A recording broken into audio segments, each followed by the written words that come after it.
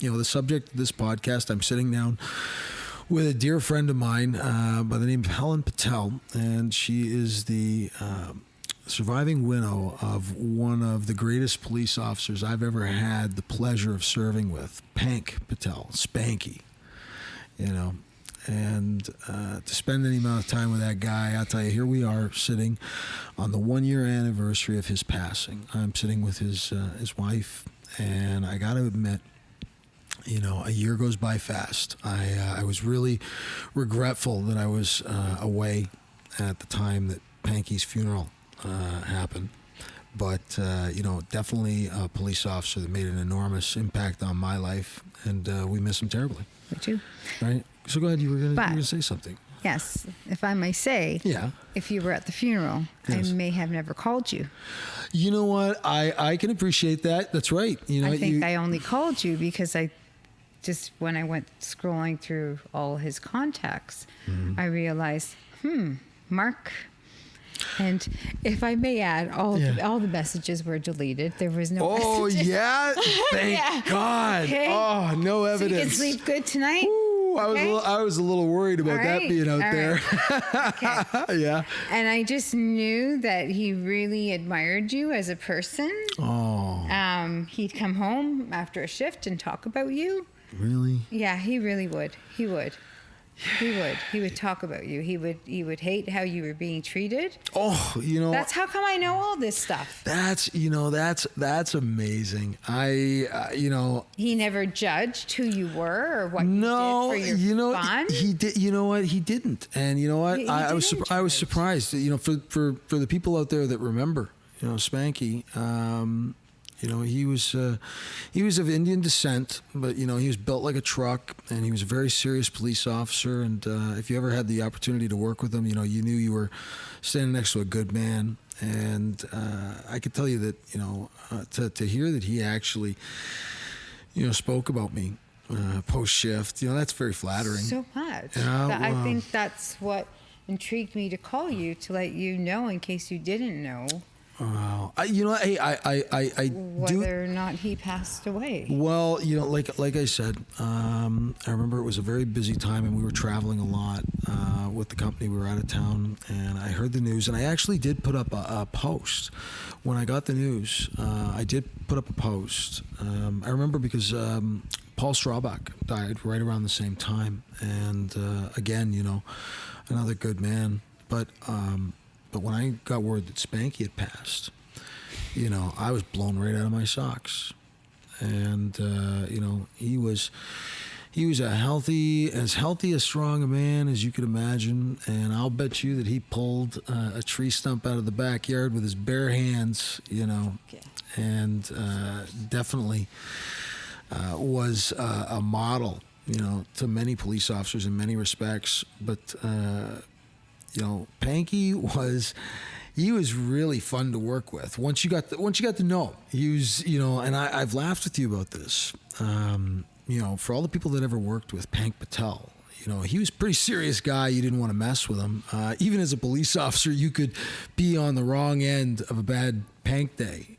And that's not the way, I came to know him after, a few years outside of work. And, of course, knowing how much he loves his daughters and you. I've learned very quickly that this hardened man, this, really serious police officer, not only had a heart of gold, but he was a real cream puff, around his kids and his wife. And he knew not to pick fights with you, Helen. I didn't even need to meet you to know that you were a serious fighter yourself. And, Pank on several occasions warned me that, you think I could fly that past my wife? He knew, that you had some sway over the goings on in his life. But he always spoke very lovingly of you guys. I love, that you guys got the restaurant going, and,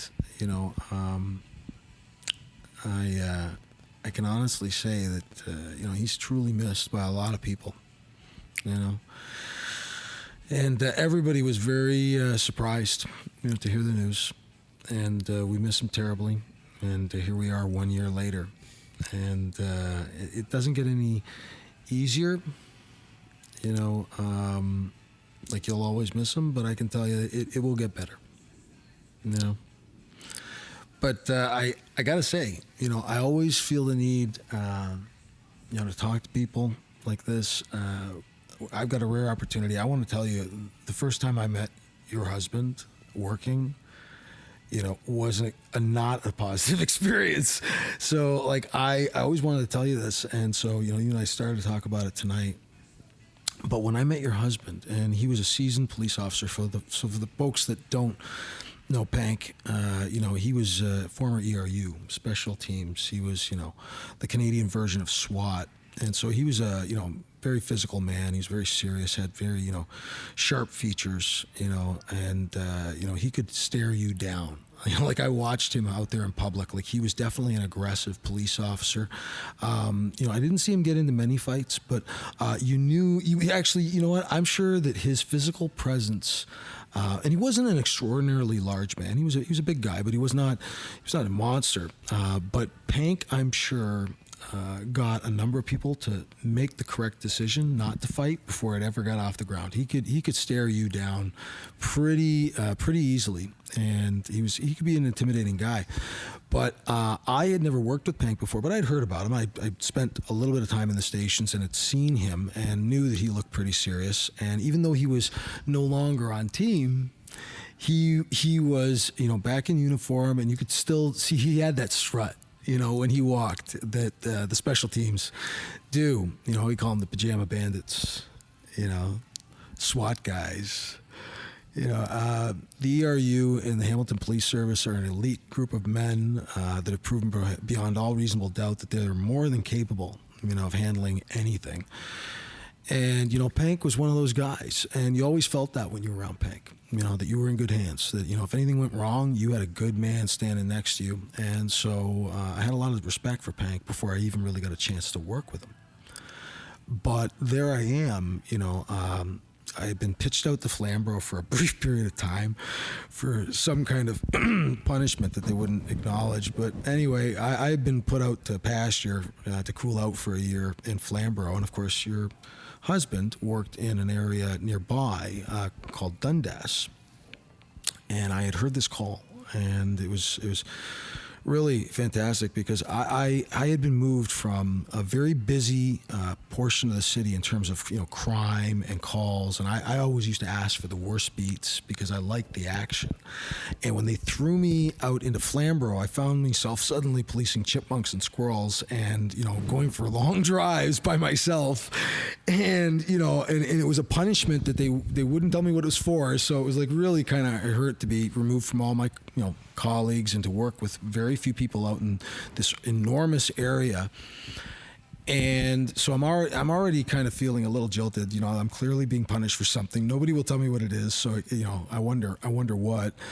And so I'm working out in Flamborough. I'm out there, and it's the dead of winter. You know, January and February go by, and nothing's happening. Most shifts are shutouts, and I'm wondering, you know, I'm done counting stars as I sit at the Sydenham, you know, lookout in Dundas, listening to my favorite, you know, radio station, because nothing's really going on out there in Flamborough.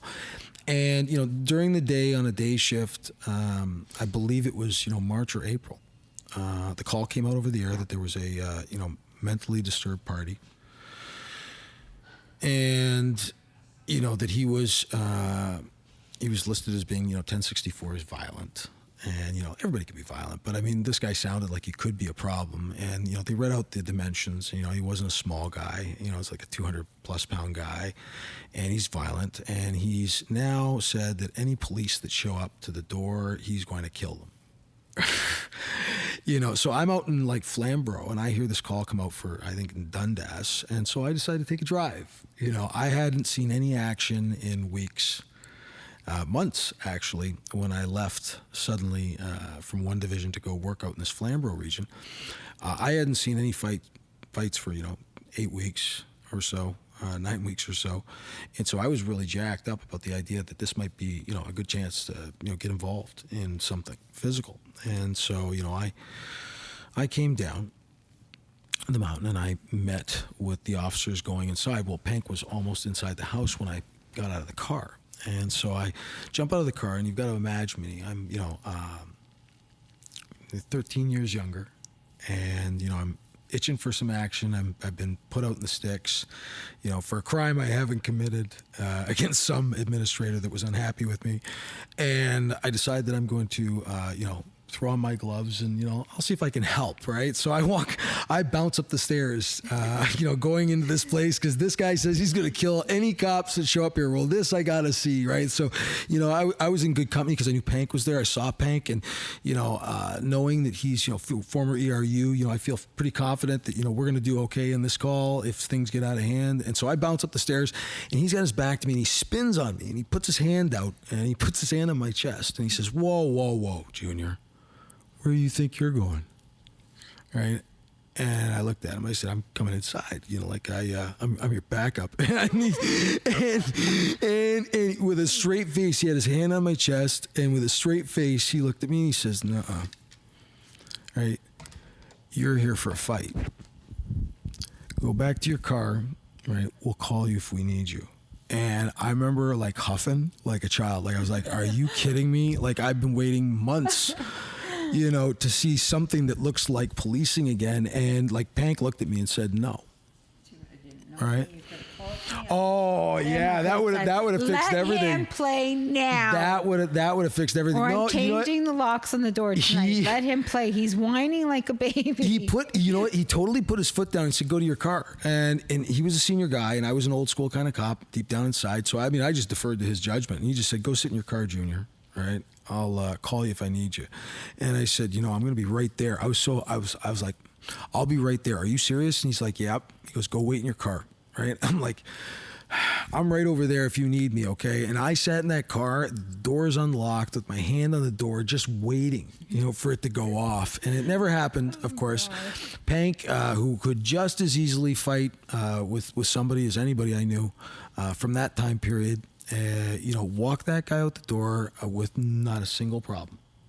And, had I been there, it would have been the additional body in the room that would have made that guy feel more agitated and closed in on. Pank, for all his, I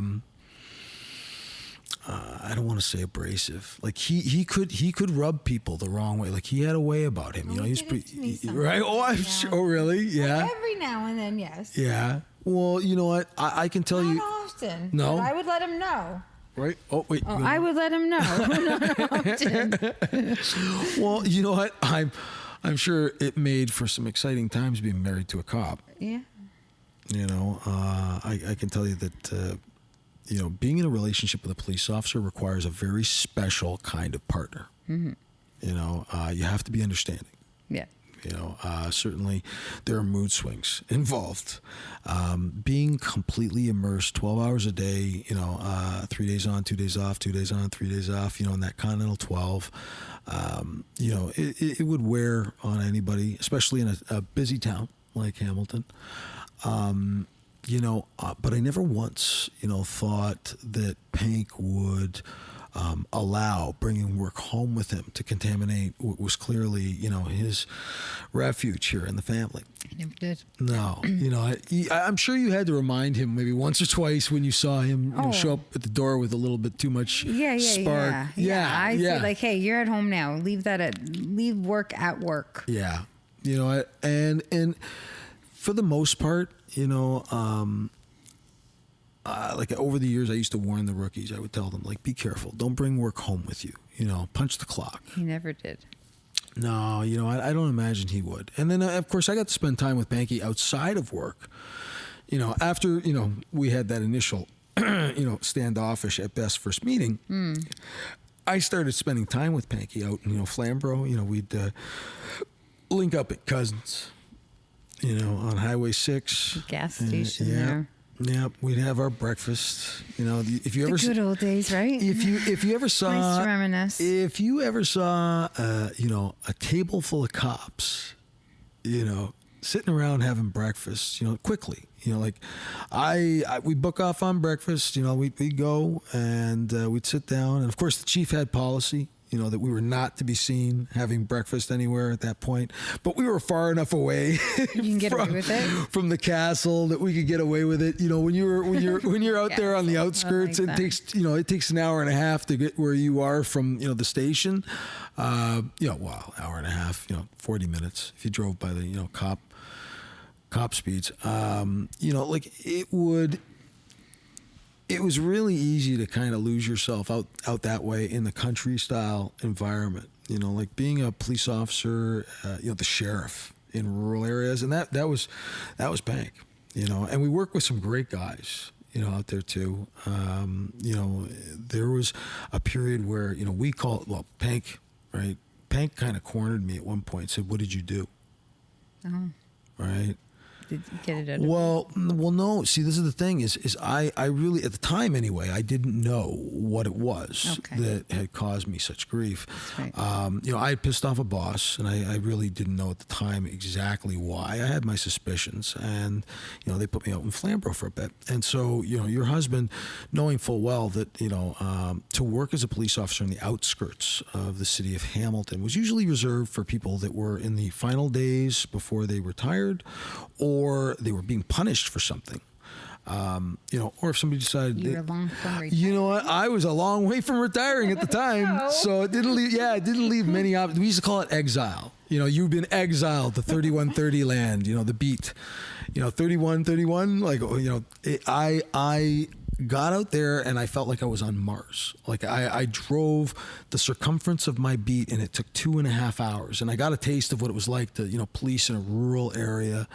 And it was difficult to go from to make the transition from busy call to call, units to clear, to clear, downtown Hamilton, challenging policing to the East End, with the gangs.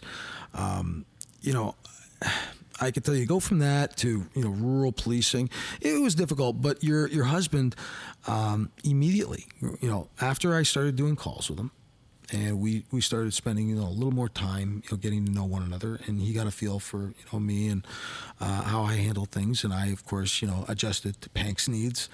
He wanted it his way, right? There was going to be no argument. He was willing to listen, of course, but Pank had very strong opinions about the way things were going to get done, and he was senior guy, so I always deferred to his good judgment. I had no problems with that. But after I did some calls with him and I got to know him a little bit, he again cornered me one day and he said, "What did you do?" Right? Like, listen, don't screw up what we got going on out here. We got a good thing going on out here. He says, don't screw it up. That was it. He goes, we got a pretty good thing going on out here. Don't screw it up. We got solid guys. Don't bring any heat down on us. Whatever you did, leave it at home. Right. And so, again, I'm looking at him and going, God, I don't know, really, honestly, your guess is as good as mine. When you find out, let me know. Right. And, the other guys were not too dissimilar. Bobby Norrie was another police officer out there. He was as old as the hills, and I thought, oh, Christ, if he's my backup, he's a senior citizen. He's a big man, but, to me, he looked, far too old to be a police officer. He was always sleeping somewhere, and he was that cop that was in the golden years of right before you retire. And, I'm pretty sure he was, one of the 40-year guys or 35-year guys. At this point. Well, I went out again. I went from busy policing and lots of action and fights and, shootings and, crazy assaults and the calls that you can only find in Hamilton. Mm. And then you send me out to Flamborough, and I've got a guy that looks like my grandfather in a police uniform. I've got an angry Indian guy, right, who doesn't seem to like me because he's telling me to sit in my car at calls, and I got to listen to him. And he's former ERU to boot, so I mean it's not like he's just a dummy. And then the last guy I was working with was Timmy Middleton, and he was all smiles. He's great guy, but so I'm out there and I'm looking, But Timmy didn't seem to want to have anything to do with me. Oh, and Greg Zafaridis, that was the other one. Greg sneered at me. I did a call with Greg, and Greg sneered at me. He said, "So what did you do?" right? And you know Greg, right? Yeah. Like he like it was somewhere between a growl and like he kissed his teeth like, yeah. So what did you do? You know, I went, nothing. You know, and so what I learned though. You know, and Greg seemed to be a very serious, you know, police officer. I couldn't get him to smile for anything, and it was like, what the hell have I got myself? I got this guy dislikes me. He's so old, and like he's asleep. He's mostly asleep, right? He's one of those old cops that if, you know, he's policing an area. I don't blame him. After I worked there for a couple of months, I realized that there wasn't a lot to do, it seemed, in Flamborough.